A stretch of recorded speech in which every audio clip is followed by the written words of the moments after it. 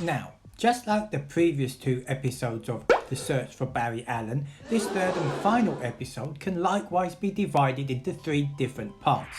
The first part sees Iris and Jay confronting the nefarious Night Flash on his homeworld. The second subplot then features Max and Jesse assisting a slightly more docile version of Flash on his homeworld.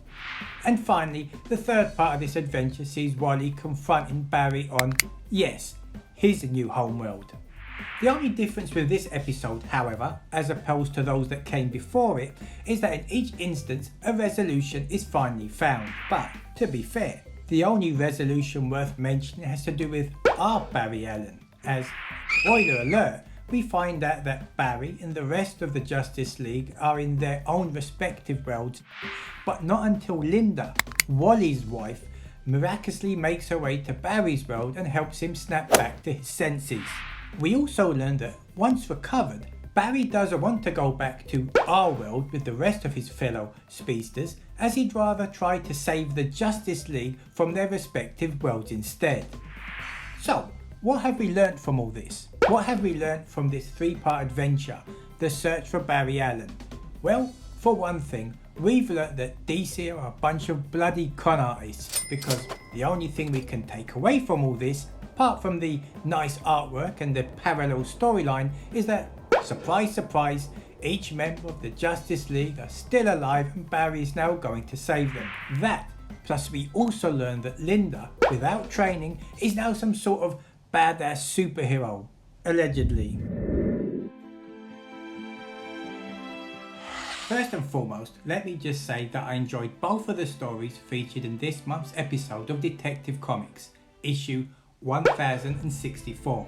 The main story, written by Ram V and illustrated by Raphael Albuquerque, reminded me of Francis Manapul's take on Batman from back in the day, although in this instance the style was more noir by design, whereas the actual storyline used a number of elements featured in a number of other stories, such as Peter Milligan's 4-issue adventure, Dark Knight, Dark City, which first introduced Barbatus to Batman's world, as well as that god-awful adventure where Two-Face teamed up with Batman in order to take down the Court of Owls.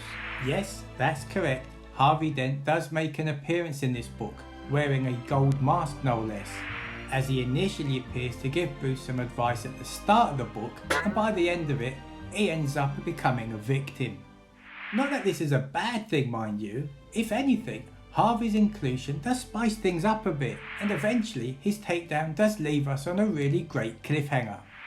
My main problem with this adventure, however, is that sometimes the characters speak in a rather poetic tone, almost as if they've come from a Shakespearean play and wish to soliloquize to each other in prose. For instance, in one scene, Bruce says to Harvey, "I used to know this place. I knew where Gotham's shadows lay. I knew where all the monsters nested. But the old lords are being withdrawn." I'm also not a big fan of retconning Arkham's origins either, as it's happened so many times throughout the years. By now, it's starting to get a little bit repetitive, trite even, as in this case, Arkham is alleged to have come from a family called Orgham, who just so happens to be the mystical family featured in last month's episode, who are now coming to Gotham to take things over. Meanwhile, in the backup feature, we see the former Commissioner of Police, James Gordon, in a rather gritty adventure where he attempts to find a missing person. And does he do this? Yes he does, but not until he has a fight with the police, has a chat with Harvey Bullock, and another chat with a mysterious lady by his son's graveside. Lovely stuff.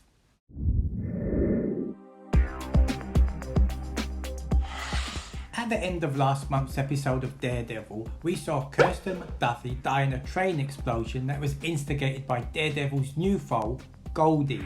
So this month, we see Daredevil die too.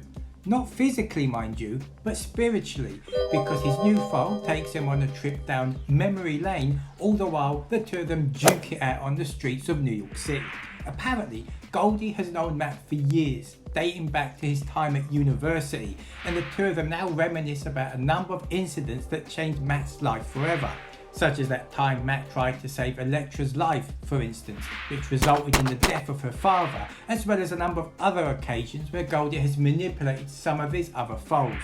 Well, according to Goldie, he has the ability to exacerbate certain situations, like recently when he directed a man to the local library so he could use their computers to find out how to build a bomb that he then placed on the same train Kirsten was on and then decided to detonate it. Eventually, their confrontation comes to a head and, well, let's just say that certain situations are resolved and others are put on the back burner for the time being.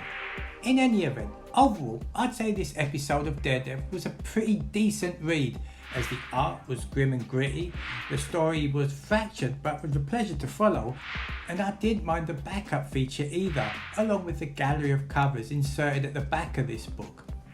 Having said that though, the one thing I wasn't too keen on was how some of the issue felt like filler, padding even, just to give this month's adventure a bit more scope. And the main reason I say this is because, spoiler alert, it turns out that Kirsten didn't die in the train explosion as she never took it in the first place. Also, at the end of the book, Goldie hands himself in to the authorities, thus paving the way for his next confrontation with Daredevil. Enough said. Did you know that Superman's original costume was based on one worn by a circus strongman? Well, if not, don't worry, because not many people do, not unless they know about his history and appreciate his origins. Which, come to think of it, kind of brings me nicely onto this month's episode of The World's Finest, issue 6, which in my opinion is a marvellous story that touches upon Dick Grayson's origins. Only mildly, mind you, as it begins with Dick stuck at the tail end of the 19th century and a member of a travelling circus that's making its way across Coulter Maltese. I think it's pronounced Coulter Maltese, or is it called Maltesers? Anyway, when suddenly, lo and behold, somebody gets killed by one of the circus animals, a tiger no less, which Dick doesn't entirely believe to be true. And we can't have that now, can we? Especially since Dick is such a lover of animals, especially batbirds. Why does that sound rude? But before he manages to solve the case, Superman and Batman show up and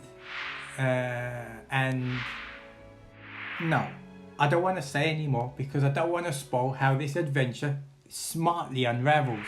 But the one thing I will say is that it was one hell of a magnificent adventure, as the art was crisp, clear and a pleasure to follow, whereas the smartly constructed storyline had a wholesome spirit that made it stand out from the crowd. So, if you're a fan of standalone stories full of character and suspense, then this book is most definitely for you. But if you prefer your stories to be less grounded and more epic, then in that case, this may not be your particular cup of tea.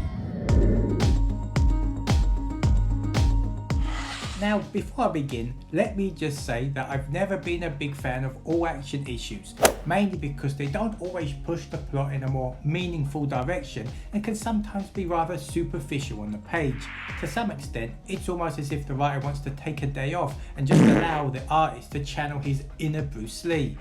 In this case though, wow, Jorge Jimenez is the comic book Bruce Lee. Or Jackie Chan if you prefer, as he's able to illustrate a lengthy but dramatic action scene that took up the vast majority of this book. Well, when it began, we saw Bruce sitting in his HQ trying to figure out what or who was behind the death of Oswald Cobblepot, when suddenly, out of nowhere, he's attacked by a humanoid machine called Failsafe, who relentlessly kicks Bruce's ass so much that eventually he needs some assistance from his team of sidekicks, including Cassandra, Stephanie, Duke, Tim and even Dick, until they're able to delay him just enough for Bruce to find safety. Or should I say, his old Batcave, where he figures out that he's suffering from memory loss and tries to rectify it by transforming into, spoiler alert, the Batman of certain.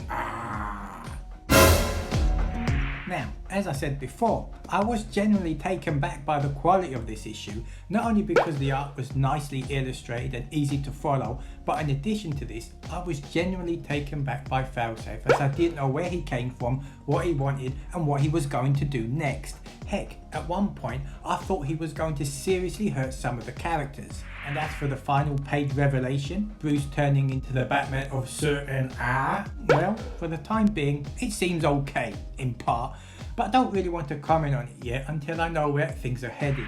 Similarly, I can say exactly the same thing about the Catwoman backup feature too, although in this case, as much as I like the idea behind this story, Selina failing to protect the Penguin's children, in the same breath, the final outcome does beg the question, whatever next?